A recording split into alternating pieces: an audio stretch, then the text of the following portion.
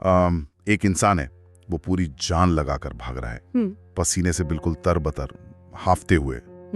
जैसे जान पर बनाई हो। बिल्कुल। उसे ऐसा लग रहा है कि उसके पीछे कोई बहुत बड़ा खौफनाक पहाड़ है और बस अब जिंदगी का अंत करीब है। अच्छा। लेकिन अगर हम उसी नज़ारे को किसी ड्रोन कैमरे की तरह ऊपर से देखें तो पता चलता है कि वहां कोई पहाड़ है ही नहीं। अरे तो फिर वो भाग किससे रहा है? वो इंसान असल में धूल के एक छोटे से कण से डरकर भाग रहा है। मतलब अपनी पूरी ऊर्जा और अपनी जिंदगी उस एक छोटे से कण से डरने में बर्बाद कर रहा है। बाप रे, ये तो बहुत ही अजीब बात है ना? और आज के हमारे इस विशेष विश्लेषण का विषय बिल्कुल यही है, इंसानी फितरत की यही अजीबो-गरीब सच्चाई। हमारे पास आज जो स्रोत हैं, जो रिसर्च और कहानियां हैं, उनका एक ही मिशन है। क्या मिशन है? उस मानसिकता को डिकोड करना जहां इंसान का अपना ही दिमाग उसे डराना बंद कर देता है। चलिए इसको थोड़ा खोल कर समझते हैं। आखिर ऐसा क्यों होता है कि जिस चुनौती को कोई इंसान माउंट एवरेस्ट मानकर घुटने टेक देता है, वो असल में सिर्फ एक कंकड़ होती है? देखिए, ये जो भ्रम पैदा होता है ना, इसके पीछे एक बहुत ही गहरी मनोवैज्ञानिक संरचना काम कर रही होती है। मतलब कोई भी इंसान दुनिया को कभी वैसी नहीं देखता जैसी वो सच में है। हाँ, हम सब अपने अपने चश्मे से देखते हैं। बिल्कुल सही कहा। वो दुनिया को उस चश्मे से देखता है जो उसके अपने अनुभवों और उसकी अपनी असुरक्षाओं से बना है। यहाँ मनोविज्ञान और इंसान का अहंकार यानी ईगो इस पूरे खेल के मेन खिलाड़ी हैं। मतलब ईगो सब कुछ कंट्रोल कर रहा है? एक तरह से हाँ। जब भी किसी डर या चुनौती का सामना होता है तो अक्सर वो डर उस बाहरी परिस्थिति का होता ही नहीं है। वो डर इंसान के अपने अंदर की जो इनसिक्योरिटी है उसका होता है। समझ रहा हूँ। अगर हम इसे एवोल्यूशन या विकासवाद के नजरिए से देखें तो इंसानी दिमाग को शरीर की रक्षा करने के लिए प्रोग्राम किया गया है। लेकिन आज के इस आधुनिक समय में ये प्रणाली इतनी ज्यादा ओवर प्रोटेक्टिव हो गई है कि वो छोटी सी आहट पर भी पैनिक कर जाती है। बिल्कुल वही। वो किसी मामूली सी परेशानी को भी सीधे जीवन और मृत्यु का संकट मान लेती है। ये बात तो आज के स्रोत में दी गई एक बहुत ही जबरदस्त कहानी से बिल्कुल साफ हो जाती है। हाँ, वो समुराई वाली कहानी। हाँ, तो एक महान सामुराई की कहानी है। एक ऐसा अपराजित योद्धा जिसने अपनी जिंदगी में कभी कोई जंग नहीं हारी। वो एक बहुत बड़ी और एकदम जानलेवा प्रतियोगिता जीतकर अपने घर लौटता है। जीत के नशे में चूर। एकदम। हर कोई उसे अजय मान रहा है। लेकिन जैसे ही वो अपने कमरे में कदम रखता है, उसकी नजर फर्श पर बैठे एक मामूली से सफेद चूहे पर पड़ती है। एक महान योद्धा के कमरे में एक चूहा? बस यही तो बात है। ये दृश्य उस समुराई के अहंकार पर सीधी चोट करता है। वो उसे भगाने के लिए अपनी लकड़ी की प्रैक्टिस तलवार उठाता है और उस पर वार करता है। लेकिन चूहा बड़ी आसानी से बच निकलता है। समुराई को तुरंत गुस्सा आ जाता है। वो पूरी ताकत से दूसरा वार करता है, लेकिन चूहा फिर चकमा दे देता है और लकड़ी की वो तलवार जमीन से टकराकर टूट जाती है। बाप रे, एक चूहे से हार? हाँ, और इसके बाद उस कमरे में जो होता है वो तो तर्क से बिल्कुल परे है। समुराई अपना आपा पूरी तरह से खो बैठता है। वो अपनी असली स्टील की कटाना निकाल लेता है। असली तलवार सिर्फ एक चूहे के लिए? वो ऐतिहासिक तलवार जिससे उसने अनगिनत युद्ध जीते थे। वो पूरी ताकत से अंधाधुंध वार करता है। तलवार फिर फर्श से टकराती है और वो ऐतिहासिक कटाना भी 2 टुकड़ों में टूट जाती है। अरे बाप रे, ये तो हद हो गई। इसके बाद समुराई का सारा लॉजिक, सारी समझदारी खत्म हो जाती है।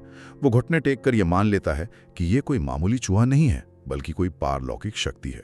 यहाँ जो सबसे हैरत अंगेज बात है वो ये है कि जब किसी छोटे समस्या के लिए बेतहाशा चिंता या इतनी ज्यादा ताकत का इस्तेमाल होता है तो वो समस्या नहीं होती। तो वो क्या होता है? वो इंसान का अपना अहंकार होता है जो खुद को मूर्ख साबित होने से बचा रहा होता है। अगर इस घटना को ईगो इज द एनिमी के सिद्धांत के नजरिए से देखें तो समुराई का दिमाग ये बात स्वीकार ही नहीं कर पाया कि वो इतना महान योद्धा एक मामूली चूहे से हार सकता है। मतलब ये विचार ही उसकी ईगो के लिए खतरनाक था। बिल्कुल, ये उसके वजूद के लिए खतरा था। इसलिए अपनी ईगो को बचाने के लिए उसके दिमाग ने उस चूहे को एक साधारण जीव से निकालकर एक पारलौकिक शक्ति या जादुई चीज में बदल दिया। अच्छा, क्योंकि जादुई शक्ति से हारने में कोई बेइज्जती नहीं है। सही पकड़े। इंसान का दिमाग अपनी छवि बचाने के लिए असलियत को पूरी तरह से नकारने की ताकत रखता है। ये तो ऐसा हो गया जैसे अहंकार एक मैग्नीफाइंग ग्लास की तरह काम कर रहा हो। जमीन पर बस एक छोटा सा कंकड़ पड़ा है, लेकिन अहंकार उस पर सूरज की सारी किरणें तब तक फोकस करता रहता है जब तक कि उसमें आग न लग जाए और पूरा घर ही न जल जाए। वही तो। असल में समस्या वो कंकड़ नहीं था, बल्कि वो गलत दिशा में लगाया गया फोकस था। समुराई ने अपनी ही ताकत से अपना ही नुकसान कर लिया। बिल्कुल। और मजे की बात यह है कि कहानी का दायरा यहीं खत्म नहीं होता है।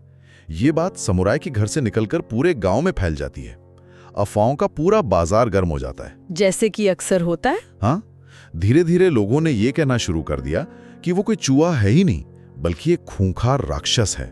किसी ने कहा कि वो एक प्राचीन भूत है जो खजाने की रक्षा कर रहा है। अफवाहें तो ऐसी ही उड़ती हैं। गांव में बड़े बड़े शूरवीर, सपेरे और तांत्रिक बुलाए गए, लेकिन सब उन कहानियों से ही इतने ज्यादा डरे हुए थे कि कोई उस कमरे के पास तक फटक नहीं सका। सबने बिना लड़े ही हार मान ली। ये एक बहुत ही क्लासिक मनोवैज्ञानिक स्थिति है। आपको पता है, नोबेल पुरस्कार विजेता मनोवैज्ञानिक डैनियल कानेमैन अपनी किताब थिंकिंग फास्ट एंड स्लो में एक बहुत ही कमाल की अवधारणा दी है। अच्छा, क्या नाम है उसका? इसे अवेलेबिलिटी कैस्केड कहा जाता है। अवेलेबिलिटी कैस्केड, ये कैसे काम करता है? यह सिद्धांत बिल्कुल इसी तरह की सामाजिक प्रतिक्रिया को समझाता है। जब कोई जानकारी, चाहे वो पूरी तरह से एक सफेद झूठ हो, डर हो या कोई भ्रम हो, जब वो समाज में बार बार दोहराई जाती है तो भीड़ सामूहिक रूप से उसे एकदम परम सत्य मान लेती है। मतलब बार बार झूठ बोलो तो वो सच लगने लगता है? हाँ, इंसानी दिमाग को जो चीज जितनी आसानी से याद आती है या जो बात समाज में जितनी ज्यादा गूंज रही होती है, दिमाग उसे उतना ही सच और जरूरी मान लेता है। तो गांव वालों ने एक दूसरे से बात कर करके उस चूहे को सच में भूत बना दिया। बिल्कुल, अपनी कल्पनाओं का रंग भरकर एक साधारण चूहे को अजय भूत बना दिया था। ये एक तरह का इको चैम्बर है जहां डर अपनी ही आवाज सुनकर और बड़ा होता जाता है। तो आखिर इस सब का मतलब क्या है? अगर समाज में ये डर फैल रहा है तो क्या लोग जानबूझकर खुद को डरा रहे हैं? कोई खुद को या अपने समाज को डराना ही क्यों चाहेगा? ये एक बहुत अच्छा सवाल है। मतलब क्या इसका ये अर्थ है कि समाज में फैली असफलता की कहानियों को सुनकर इंसान खुद अपने ही दिमाग का ब्रेन वॉश कर रहा है? जैसे अक्सर लोग कहते हैं ना कि फला एग्जाम पास करना तो नामुमकिन है, या आज के टाइम में नया बिजनेस खड़ा करना बहुत मुश्किल है। क्या ये सारी बातें उसी अवेलेबिलिटी कैस्केड का हिस्सा हैं? 100%। और इसके पीछे एक बहुत ही गहरा डिफेंस मैकेनिज्म काम करता है। देखिए, भीड़ हमेशा किसी बड़े काम को बहुत मुश्किल या असंभव ही बताती है। क्यों? उन्हें क्या मिलता है इससे? क्योंकि अगर वो काम आसान साबित हो गया या अगर कोई साधारण व्यक्ति उसे सफलतापूर्वक कर लेता है तो उस भीड़ का अपना जो नाकारापन है वो सबके सामने आ जाएगा। ओह, ये तो बहुत गहरी बात है। हाँ, लोगों को ये कड़वा सच स्वीकार करना पड़ेगा कि उन्होंने खुद कभी सही से कोशिश ही नहीं की थी। इसलिए अपनी अकर्मण्यता को सही ठहराने के लिए समाज एक ऐसा ढांचा तैयार करता है जहां फेलियर की कहानियों को महिमा मंडित किया जाता है। तो वे हर चुनौती को इतना बड़ा बना देते हैं कि कोई नया इंसान कोशिश करने से पहले ही डर जाए। बिल्कुल, वे अपना डर और अपनी कमियां एक बड़ी कहानी का रूप देकर दूसरों पर थोप रहे होते हैं। एक असंभव काम कुछ न करने का सबसे बढ़िया और सम्मानजनक बहाना होता है। तो यहाँ बात सच में बहुत दिलचस्प हो जाती है। अगर पूरा समाज इस डर को सच मान रहा है और ये सिर्फ एक सामूहिक बहाना है, तो कोई एक समझदार इंसान खड़े होकर ये क्यों नहीं देखता कि भाई वो सिर्फ एक चूहा है? आखिर इंसान का अपना दिमाग कहाँ चला जाता है? स्रोत में एक न्यूरोलॉजिकल पहलू का भी जिक्र है, RAS, मतलब रेटिकुलर एक्टिवेटिंग सिस्टम। ये पढ़कर ऐसा लगता है जैसे दिमाग किसी सर्च इंजन की तरह काम कर रहा हो। हाँ, कुछ हद तक ऐसा ही है। मतलब जो कीवर्ड आप डालेंगे वही रिजल्ट सामने आएगा। अगर डर और भूत के बारे में सोचेंगे तो दिमाग सिर्फ डरावनी चीजें ही दिखाएगा। ये सर्च इंजन वाली एनालॉजी काफी करीब है, लेकिन इसमें एक छोटा सा पेंच है। कैसा पेंच? एक सर्च इंजन पैसिव होता है, मतलब वो सिर्फ तब काम करता है जब उसमें कुछ टाइप किया जाए। लेकिन हमारे दिमाग का जो RAS है वो बहुत एक्टिव है। अच्छा। ये दिमाग के बेस में मौजूद न्यूरॉन्स का एक ऐसा नेटवर्क है जो एक बहुत ही सख्त फिल्टर का काम करता है। हर सेकंड इंसानी दिमाग में करोड़ों सूचनाएं आ रही होती हैं, आवाजें, चीजें, तापमान।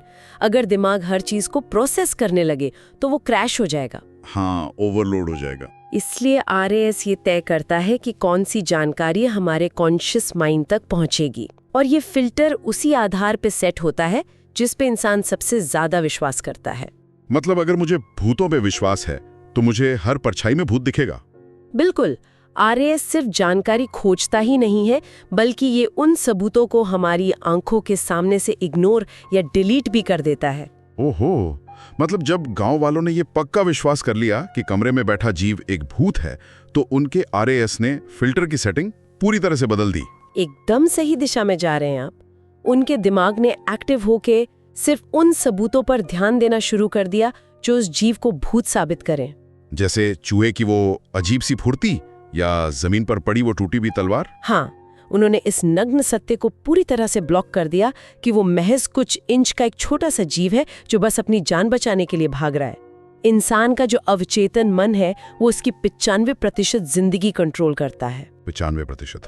हाँ, और सबसे खतरनाक बात यह है कि अवचेतन मन सच या झूठ के बीच का फर्क समझता ही नहीं है। वो लॉजिक नहीं लगाता, वो सिर्फ उन इमेजेस और भावनाओं को ग्रहण करता है जो उसे बार बार दी जाती हैं। तो जब कोई इंसान अपनी कल्पना में एक छोटे से चूहे को डायनासोर बना लेता है, तो उसका शरीर भी वैसे ही रिएक्ट करता है। बिल्कुल, उसका नर्वस सिस्टम उसी तरह से रिएक्ट करता है जैसे सच में कोई डायनासोर सामने खड़ा हो। धड़कनें तेज हो जाती हैं, पसीना आने लगता है, शरीर पूरी तरह खौफ में चला जाता है। तो इंसान शारीरिक रूप से उस स्ट्रेस को महसूस कर रहा है जो असल में है ही नहीं। हम सच में अपने ही दिमाग में एक स्ट्रेस को हैलुसिनेट कर रहे हैं। हाँ, बिल्कुल यही हो रहा है। लेकिन स्रोत में मौजूद कहानी का एक क्लाइमैक्स भी है जो इस पूरे मनोवैज्ञानिक चक्रव्यूह को तोड़ने का एक बहुत बड़ा समाधान देता है। हाँ, वो किसान वाला हिस्सा। जब पूरा गांव उस भूत से हार मान चुका था, तब एक व्यापारी एक साधारण से किसान को लेकर वहां आता है। उस किसान के पास कोई जादुई कवच नहीं था, कोई खास हथियार नहीं था और ना ही कोई फौज थी। वो एकदम शांति से कमरे में जाता है और बिना किसी चीख पुकार के, बिना किसी महाकाव्य वाली लड़ाई के, सिर्फ 5 मिनट में उस चूहे को मारकर बाहर आ जाता है। और उसका रहस्य क्या था? वो जन्म से बहरा था। और यहीं पर पूरी कहानी का सबसे बड़ा न्यूरोलॉजिकल सबक छिपा है। उसने राक्षसों की अफवाहें सुनी ही नहीं थी। उसके लिए वो भूत था ही नहीं, वो सिर्फ एक चूहा था। लेकिन अगर हम आज की दुनिया की बात करें, तो क्या हम सच में ये कह सकते हैं कि जानबूझकर अनजान बनना एक ताकत हो सकती है? ये एक बहुत ही प्रासंगिक सवाल है। आज की दुनिया में जहां हर तरफ से इंफॉर्मेशन आ रही है, कंपटीशन इतना है, अगर इंसान अपनी आंखें और कान बंद कर ले, तो क्या वो रेस में पीछे नहीं छूट जाएगा? अगर हम इसको थोड़ी बड़ी तस्वीर से जोड़ के देखें, तो पाएंगे कि आज के युग में जानकारी का न होना समस्या नहीं है, बल्कि जानकारी का बहुत ज्यादा होना हमारी सबसे बड़ी बाधा बन गई है। मतलब हम ओवर इन्फॉर्म्ड हैं। बिल्कुल, इंसान जरूरत से ज्यादा इन्फॉर्म्ड है और यही उसकी एंजाइटी का सबसे बड़ा कारण है। अगर इसे बायोलॉजी के नजरिए से देखें, तो जब इंसानी दिमाग किसी खतरे को बहुत बड़ा मान लेता है, जैसे जंगल में कोई ऐसा जानवर जिससे लड़ा नहीं जा सकता, तो दिमाग शरीर में कोर्टिसोल रिलीज करता है, स्ट्रेस हार्मोन। हाँ, ये हार्मोन इंसान को फ्रीज कर देता है ताकि शिकारी उसे देख न सके। अब आज के दौर में वो शिकारी जानवर कोई एग्जाम का सिलेबस हो सकता है, कोई स्टार्टअप आइडिया हो सकता है, या रिश्तेदारों की उम्मीदें हो सकती हैं। अरे वाह, ये एनालॉजी तो बहुत ही सटीक है। लेकिन दिमाग का जो बायोलॉजिकल फ्रीज रिस्पॉन्स है, वो आज भी बिल्कुल वैसा ही है।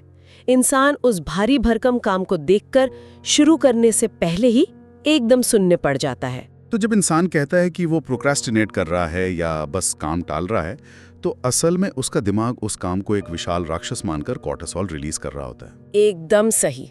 लेकिन उस बहरे किसान के मामले में क्या हुआ? चूंकि उसने कोई अफवाह नहीं सुनी थी, उसके दिमाग में उस काम के साथ असंभव या खतरनाक का कोई टैग ही नहीं जुड़ा था। वो बस एक काम था उसके लिए। हाँ, और जैसे किसी काम से ये खौफनाक टैग हटता है, दिमाग स्ट्रेस हार्मोन को रोककर डोपामिन और एड्रेनालिन रिलीज करना शुरू कर देता है, जो एक्शन लेने में मदद करता है। बिल्कुल, डोपामिन एक्शन लेने के लिए प्रेरित करता है। बहरे किसान का नर्वस सिस्टम बिल्कुल शांत था। उसने स्थिति को बिना किसी फिल्टर के देखा।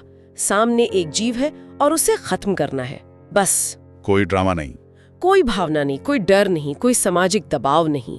जब काम को सिर्फ एक काम की तरह देखा जाता है, तो शरीर अपनी पूरी ऊर्जा उसे पूरा करने में लगा देता है, न कि उससे डरने में। ये तो एक बेहद प्रैक्टिकल और पावरफुल नजरिया है।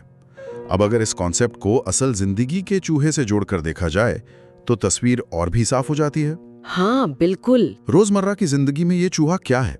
ये कोई जिम जाना शुरू करना हो सकता है, कोई पेंडिंग ऑफिस का काम हो सकता है, या किसी टॉक्सिक रिश्ते से बाहर निकलने का बस एक छोटा सा कदम हो सकता है। सही बात है। लोग अक्सर कहते हैं कि वे बहुत ओवर थिंकिंग करते हैं, घंटों बैठकर अपनी समस्याओं का विश्लेषण करते हैं, हर बुरे नतीजे की कल्पना करते हैं।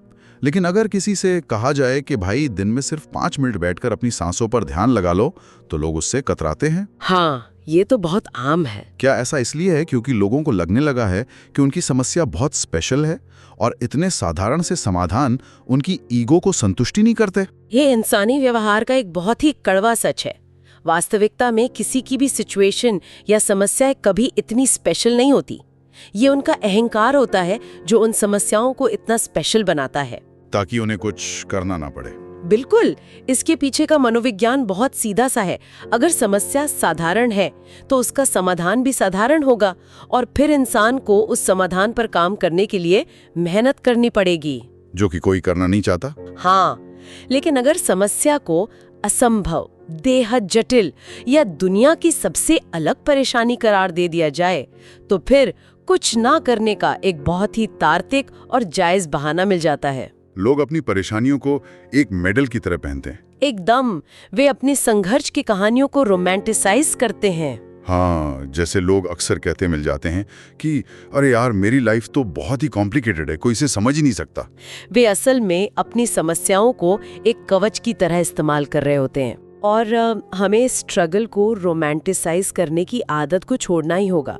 हम अपने साधारण से काम और संघर्षों को लेकर किसी कवि की तरह कल्पनाओं में बहने लगते हैं, जबकि हकीकत बहुत बोरिंग होती है। बिल्कुल नीरस और सीधी होती है। काम बस एक काम है, सिलेबस बस कागज के कुछ पन्ने हैं जिन्हें पढ़ना है, जिम में रखा वजन बस लोहे का एक टुकड़ा है जिसे उठाना है, और ऑफिस की प्रेजेंटेशन बस कुछ स्लाइड्स हैं। बस इन चीजों के आसपास कोई जादुई दीवार या पारलौकिक शक्ति नहीं है। जब इन कामों को उस झूठे डर और भावनाओं के जाल से बाहर निकालकर देखा जाता है तो वे बहुत छोटे, साधारण और आराम से करने लायक लगने लगते हैं। मतलब इंसान को ख्याली भूतों से लड़ना बंद करना होगा। हाँ, और यथार्थ पर ध्यान देना होगा। ये पूरा विश्लेषण एक अजीब सी शांति और राहत देने वाला है। मतलब अगर सिर्फ अपने नजरिए को थोड़ा सा शिफ्ट कर लिया जाए, उस RAS फिल्टर को वास्तविकता पे सेट कर दिया जाए, तो वो खौफनाक पहाड़ वापस धूल का एक कण बन सकता है। बिल्कुल बन सकता है। इस पूरी चर्चा को अगर समेटा जाए तो एक बात बिल्कुल शीशे की तरह साफ होकर उभरती है, वो ये कि इंसान के समय और उसके मानसिक फोकस से ज्यादा कीमती इस दुनिया में और कुछ नहीं है। सही कहा। अपनी इस अनमोल ऊर्जा को, अपनी उस ऐतिहासिक तलवार को उन राक्षसों को मारने में बर्बाद नहीं करना चाहिए जो असल में कहीं है ही नहीं। अगर सामने सिर्फ एक चूहा है तो उसे एक चूहे की तरह ही देखना चाहिए और बिना किसी ड्रामे के उसे खत्म कर देना चाहिए। ये सब एक बहुत जरूरी सवाल खड़ा करता है। कैसा सवाल? आज हमने गहराई से ये समझा कि कैसे हमारा अपना दिमाग, हमारा अहंकार और समाज की बातें मिलकर हमारे अंदर डर के बड़े बड़े पहाड़ खड़े कर देते हैं। लेकिन जरा सोचिए, अगर इंसान के 95% डर सिर्फ दूसरों के शब्दों द्वारा बुने गए भ्रम हैं जो एक इको चेम्बर में गूंज रहे हैं, तो क्या होगा अगर पूरी दुनिया सिर्फ एक हफ्ते के लिए अपनी एंग्जाइटी, अपनी असफलता और डर की कहानियां एक दूसरे से शेयर करना बिल्कुल बंद कर दे? वाह, एक पूरे हफ्ते का साइलेंस, कोई डर की बात नहीं, कोई असफलता का महिमा मंडन नहीं। हाँ, क्या हम रातों रात अपनी आधी से ज्यादा समस्याओं को सिर्फ चुप रहकर और दूसरों का शोर न सुनकर खत्म कर सकते हैं? ये सच में सोचने वाली बात है कि एक इंसान की कितनी परेशानियां असल में उसकी अपनी है और कितनी उसने सिर्फ हवा से, अफवाहों से और समाज के इस अवेलेबिलिटी कैस्केड से उधार ली हैं। ये सच में एक ऐसा विचार है जो बहुत लंबे समय तक दिमाग में ठहर जाता है। इंसान अपनी पूरी जिंदगी उस पहाड़ से भागते हुए गुजार देता है जो असल में कभी था ही नहीं। बस एक बार रुककर उस बहरे किसान की तरह पूरी शांति से अपनी समस्या को देखने की जरूरत है, बिना किसी बाहरी शोर के, बिना किसी दिमागी फिल्टर के। शायद तब यह एहसास हो कि जिस धूल के कण से इंसान इतना खौफ खा रहा था, उसे तो एक हल्की सी फूंक मारकर भी उड़ाया जा सकता था। आज के इस विश्लेषण में इतना ही। उम्मीद है इस चर्चा से सोच के नए और स्पष्ट आयाम मिले होंगे। धन्यवाद।